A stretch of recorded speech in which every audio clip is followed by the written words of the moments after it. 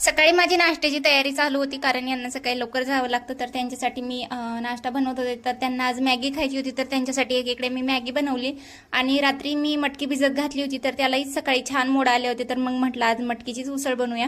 तर मी कुकरमध्ये मटकी शिजायला घातली आणि त्यामध्ये मीठ, हळद आणि तेल अगोदरच मी ॲड करते, कारण ती उकडलेली मटकी लाडूला खूप आवडते. मग लाडूही खाते आणि मग आमच्यासाठी मी उरलेली ह्याची तिखट भाजी बनवते.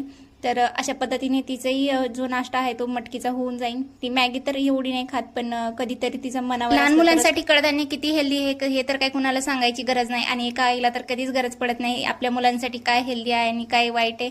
तर तिच्यासाठी ना मी मॅगी तर बनवली होती, मला वाटलं खाईल ती, पण तिने नाही खाल्ली, कारण तिला मॅगीपेक्षा मटकी जास्त आवडते. तर ही उकडलेली मटकी मी स्पेशल तिच्यासाठी मी बाजूला काढून ठेवत असते, कारण ती दुपारीही खाते आणि सकाळी नाश्ता तिचा झाला त्यामध्ये. तर आंघोळ वगैरे झाली, त्यानंतर मग तिच्या अशा 2 शेंड्या घालाव्या लागतात, कारण आता केस पण भरपूर तिचे मोठाले झालेत आणि डोळ्यांवर येतात. तर त्यामुळे मग मी तिची सकाळी आंघोळ झाल्यानंतर अशा 2 शेंड्या घातल्या. तर तिला पण छान वाटतं, पण ती थोड्या वेळेस ठेवते, नंतर तिला काय माहीत काय होतं, केस ओढले जातात की काय, ती नंतर सोडून टाकते. इथे तिला मस्त असं रेडी केलं, त्यानंतर तिने तिच्या हातानेच मटकी खाल्ली. तर तिला भरवायची गरज पडत नाही, ती आता तिच्या हाताने बऱ्यापैकी खाते. चला तर व्हिडिओ कसा वाटला नक्की सांगा. बाय.